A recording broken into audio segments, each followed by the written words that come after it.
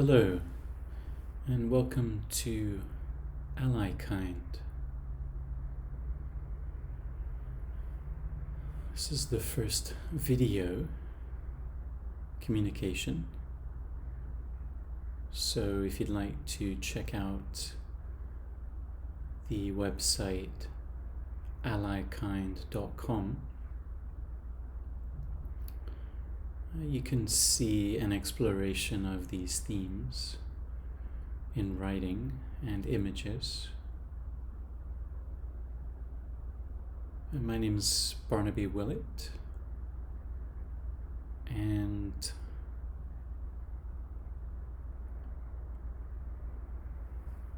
I'd just like to start this conversation with kind of recognition of two things. Stillness. The first thing is stillness.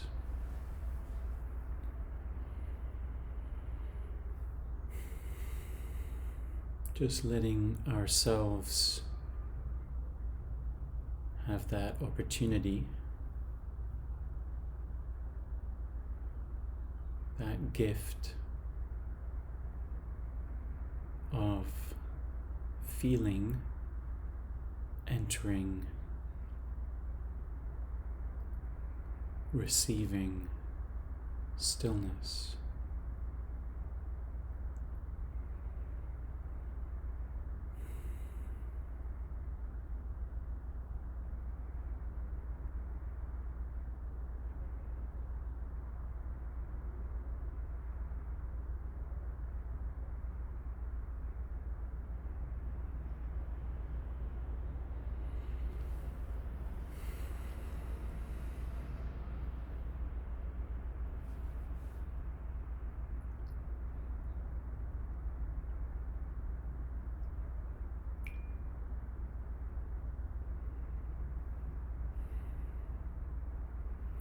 And the second thing is mystery. So whatever words I say, perhaps these words are like that parable of the 5 blind men and the elephant. So you can imagine an elephant with 5 blind men, each holding on to a different part of the elephant. One at the trunk, one at the legs, tail, the ears.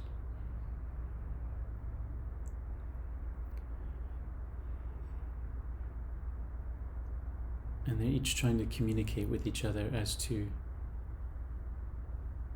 what an elephant is like. And the one holding the trunk,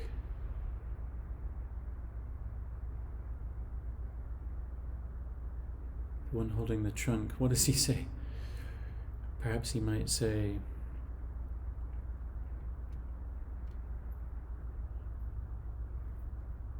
an elephant is like a white snake. And the one that's holding the legs might say, the elephant is very much like a tree trunk. And the one holding its ear might describe it as a leathery dish. And the one holding its tail might say, it's like the tail of a donkey.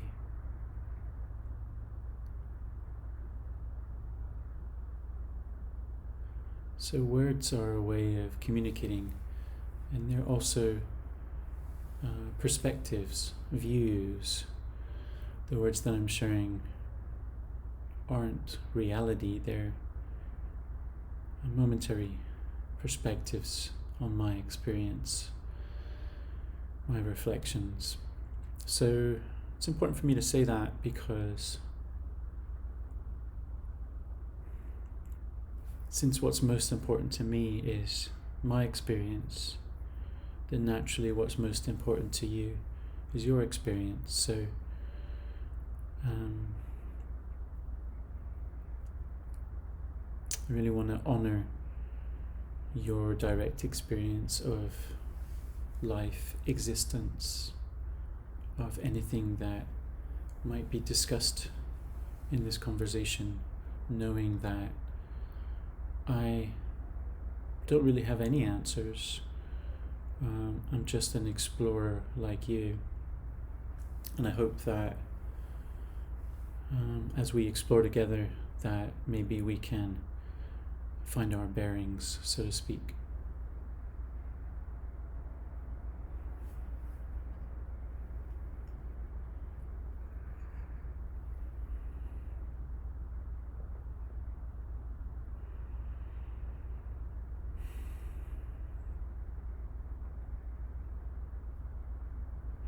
I think what I'd like to share about today is a concept that I'm playing with.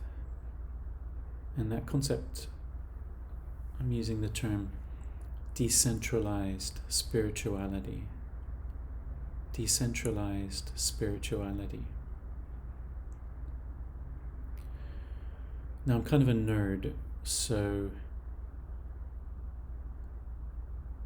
as I've been hearing about Bitcoin and cryptocurrencies and blockchain, I thought, well, I'd better learn a bit more about that. It's not something I have very much experience with. And as I've been learning about it, I'm starting to learn that there is like an underlying concept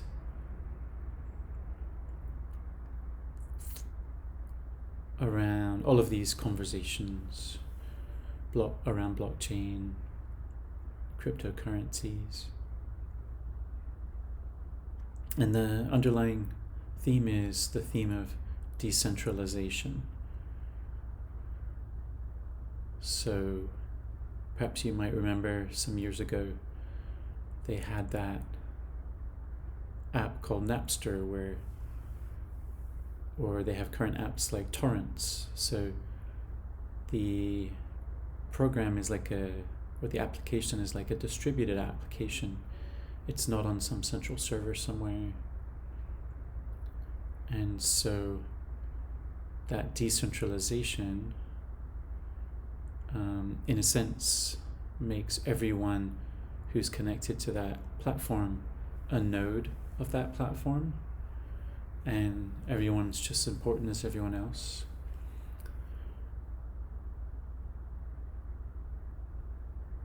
So this underlying principle of decentralization,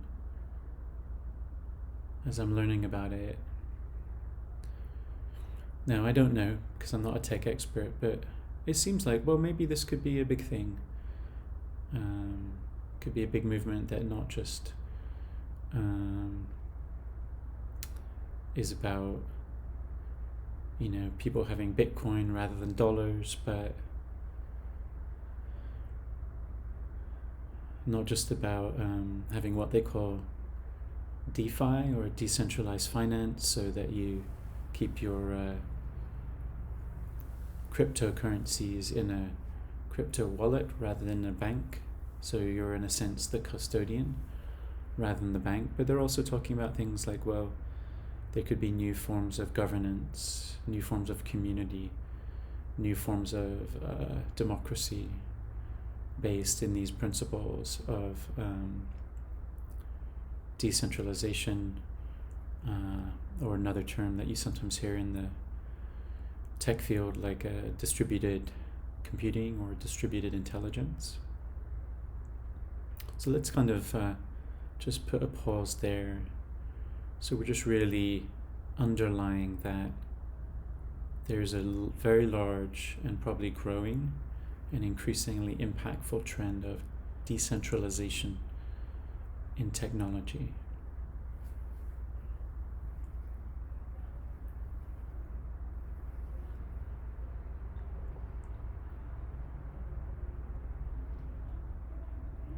I would say one of the ethics of that principle of decentralization is an ethic of valuing each person. Call it the integrity of that person, their ability to make choices, to live their life in more freedom.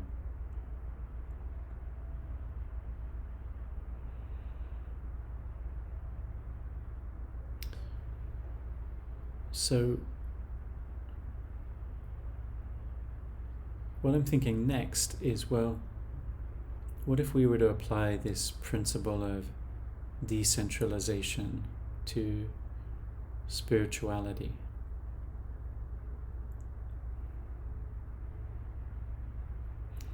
If you think of the way that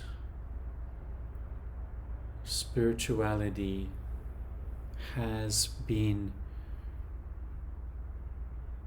let's say, dominated by, let's call them religious and spiritual institutions.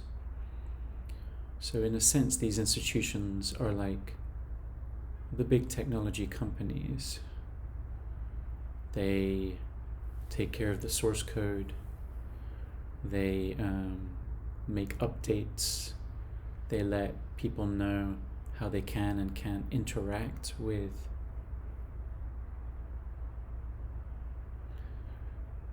their the spiritual dimensions of their being, let's say. So if you think for many thousands of years of human history now, there's been a lot of authority and centralization around spirituality in these big religious and spiritual institutions.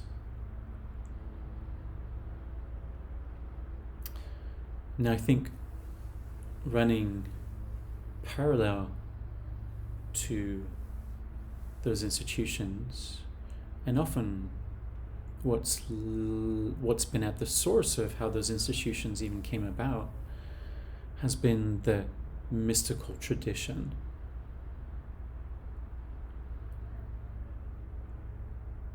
And I would venture to say that that's been the kind of like, if the major theme or the dominant culture of spirituality and religion has been that which is mediated by institutions, then I would say the mystical traditions, or the mystics, or those people throughout history who have been interested in, let's call it, their own direct connection to the sacred or the divine, I would venture to say that they've been in the minority. It's been a relatively smaller number of people, and perhaps one of the reasons for that is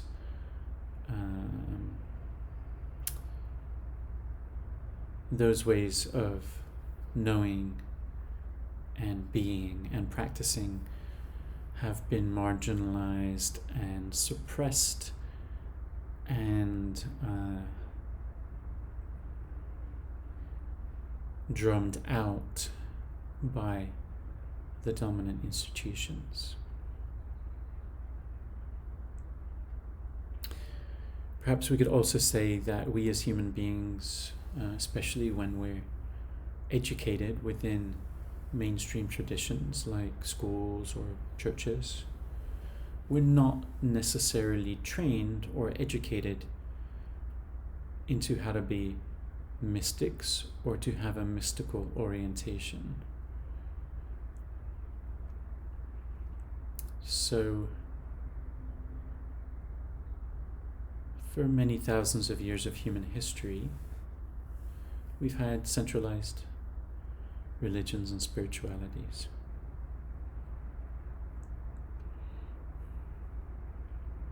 So what if, just like is happening in technology, with an ethic to help people feel more agency, power, freedom, what if that same ethic and value could be applied to spirituality?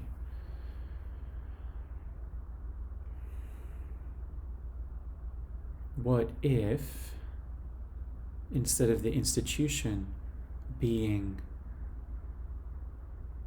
the authority or the direct link to the sacred, what if it was you?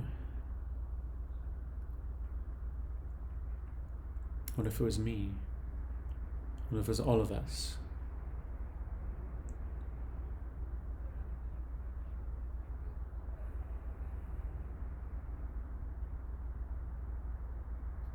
What would it mean for us to have some kind of direct experience or understanding or education in knowing ourselves, knowing our own beings, our existence, as being rooted, being inseparable from,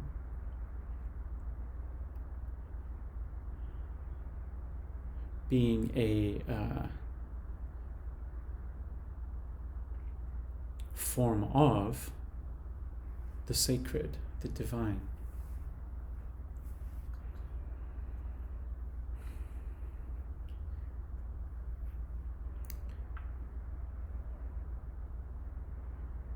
I feel like if anyone gives a fair study to religion and spirituality, to contemplative science, to mystical traditions, I think they would tend to find that this is the message of, let's call them the experts, the scholars, the masters of those traditions, of those forms of knowledge. I think we would find a consensus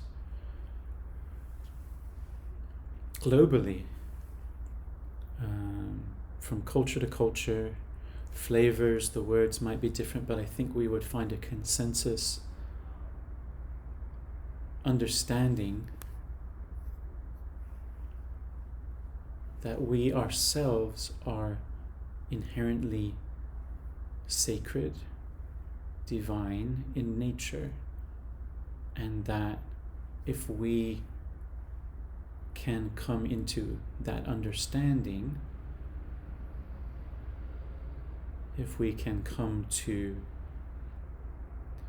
see that ourselves,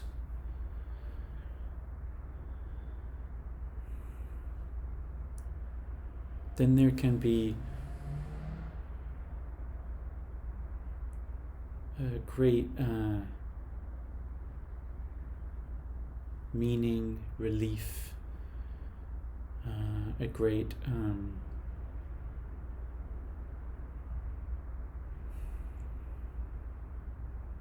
you could say a great letting go of this deeply embedded idea that happiness is something outside of ourselves.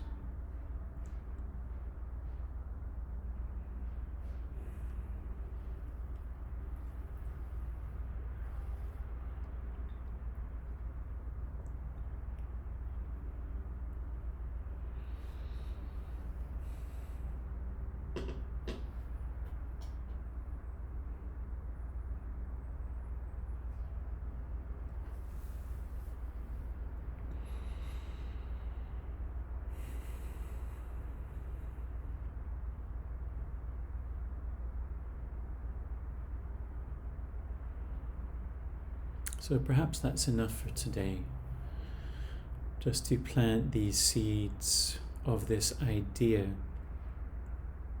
of decentralized spirituality.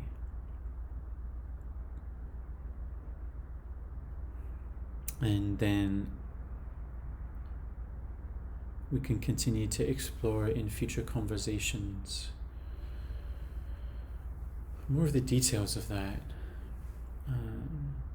What might that look like? How do we access it? What is an education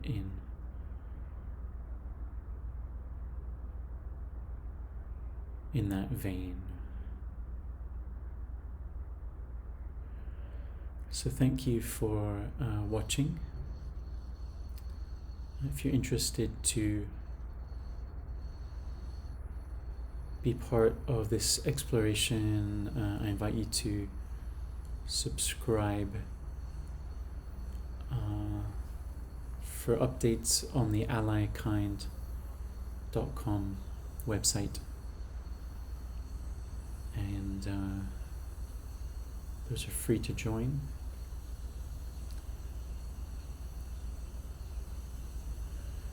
And thank you for watching. I appreciate you.